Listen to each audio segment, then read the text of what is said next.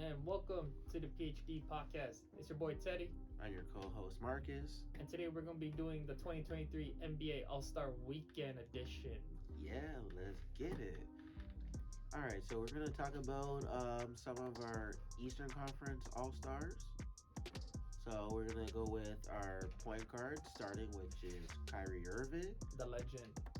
Donovan Mitchell for his fourth selection. Spider. Giannis Antetokounmpo, who got MVP. his seventh selection. Kevin Durant, which is his 13th All-Star selection. Easy money sniper. And Jason Tatum, who's also starting in his fourth All-Star game. Deuce. And the reserves for the Eastern Conference All-Star game, which is Jaylen Brown, which is his second. DeMar DeRozan, which is his sixth. Debo. Tyrese Halliburton as a first-time All-Star. Shout out Wally on that one. Drew Holiday, which is his second. Julius Randle, which is his second. My nickname for Randall, sorry to cut you off, is Wreck Ball. Plays like a Wreck Ball center. Bam Adebayo, which is his second. Okay. And Joel Embiid, which is his sixth, which is a controversial one because I still think he should have started, but Durability. yeah, there's just that in of itself. And we're going to go with the West, so you can end up doing the West. Yeah, so the West, they got Steph Curry, and then the second guard is Luka Doncic. The center on the West is the current back-to-back MVP and Jokic. Who I think is going to win three. And the captain of the West, the elder statesman of the game, LeBron James. And the last forward on the West that's starting is Zion Williamson. And then on the bench for the West, they got Shai Gilgeous-Alexander, Hamilton's finest Canadian. They also got Damian Lillard, John Morant, aka Josh Shiesty. And then they also got on the West, the forward, Paul George, PG-13. And there's also Jared Jackson on the Memphis Grizzlies. And Utah's got a representative in Lauri Markkanen. And the last All-Star in the West is Domantas Sabonis from Sacramento. Yes. So now, every year, we always end up going through All-Star snubs. But the thing is, people always talk about their All-Star snubs, but then they don't talk about who do you take out. And that's always the conversion, like, that people never understand. It's like, well, I think this person will be it. It's like, but you still forget the fact that only 24 people make it, 12 per conference.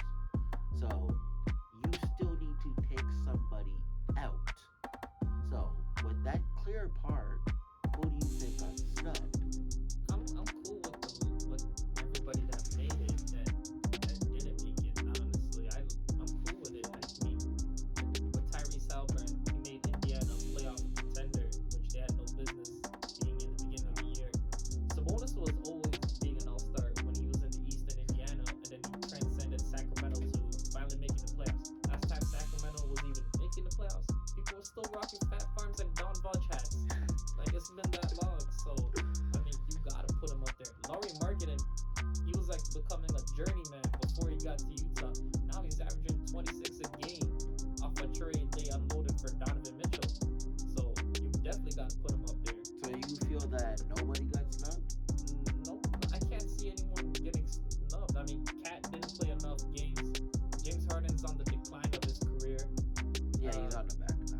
Like, and then when it comes to Jalen Brunson and Aaron Fox, I mean, the guys on their team that who called the leaders or doing a little more got the spot over them. So Okay. I can't be mad at the list. However, though, with Steph Curry being out potentially for the All-Star game, if there is a spot that opens, I would have to give it to between De'Aaron Fox or Jalen Brunson. It would have to be between one of the two. Well, I'd probably be Fox because they had to do the East-West thing, so like Curry plays in the West. Okay. So it'd probably be replaced with De'Aaron Fox. I agree with that. Yeah, for me it's between those two. Like, And that's the part that people always end up having like the whole controversy. Is like, you still have to remember, just because the team's name, there's always someone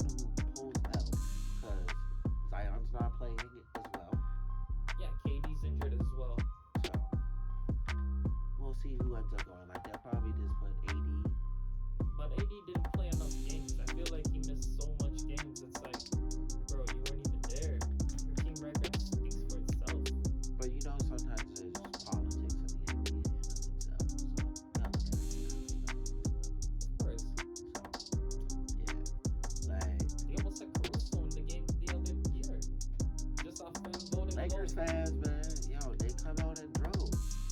Even those fake Warrior fans. Remember that one year when Zaza almost started the All Star game, Yeah, and the that was league had to crazy. shut it down? Yeah, that was crazy. They're like, Zaza. no. It's like, no, you guys are doing too much. Can't be doing this. Like, See, that's too far.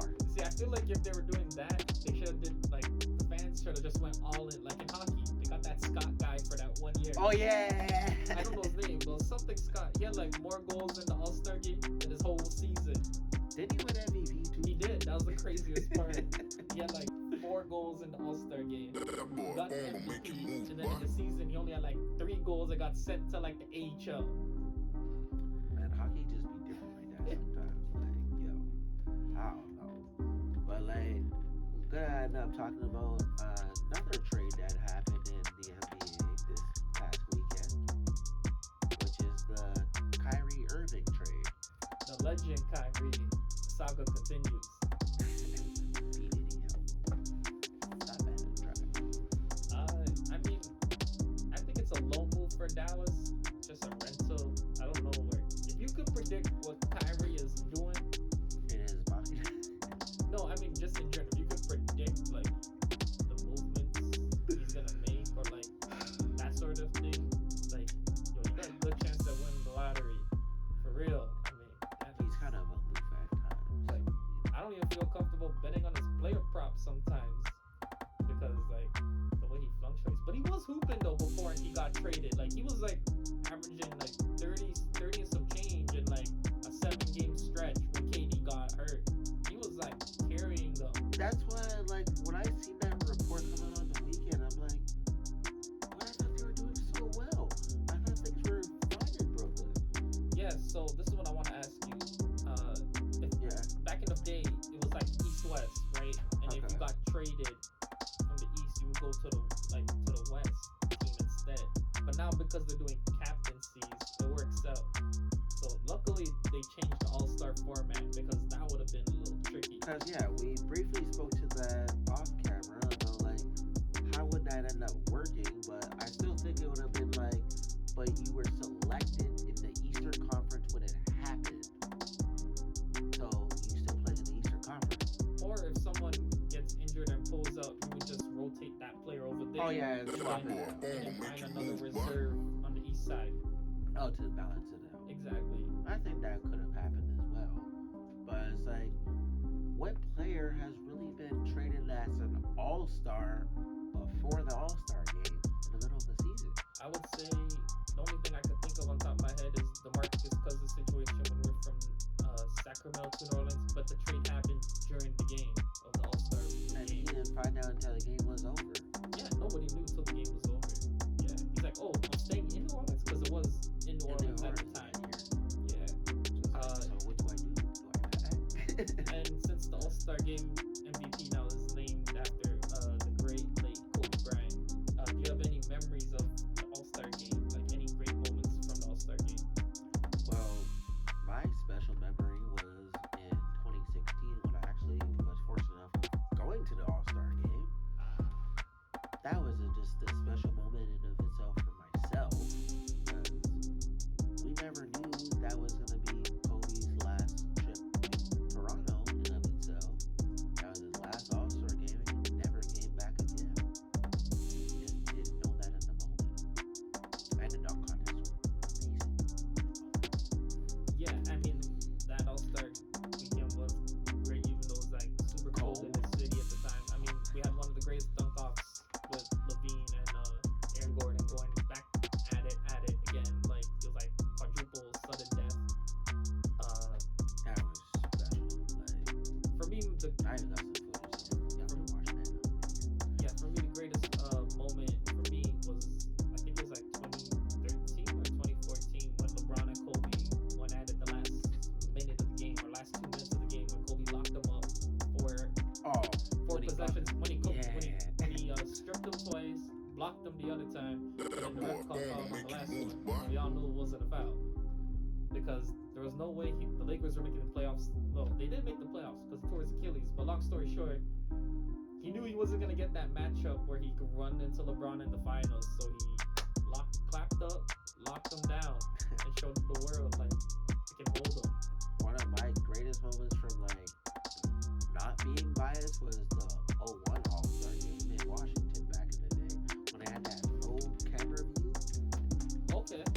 Yeah, yeah. When they came back from like that was when the 21? East came back. Yeah. Yeah, with like Stephon Marbury. Yeah.